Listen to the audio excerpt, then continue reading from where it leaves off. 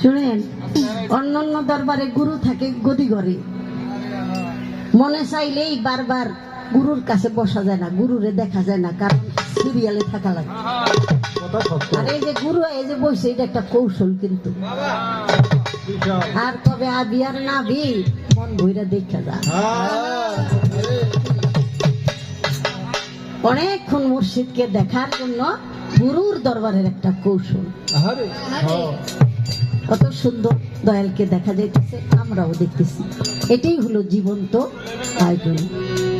আমি আরেকটা দরবারি গান করি, সেই গাউস পাক এবং আমার খাজা মঈনুদ্দিন চিশতি রহমতুল্লাহ আলাইহি, দুইজনকে সমন্বয় করে আমার এই মহারাজ একটি বাণী লিপিবদ্ধ করছেন, গাঁথুনি দিয়েছেন। আমি সেই গানটি করি।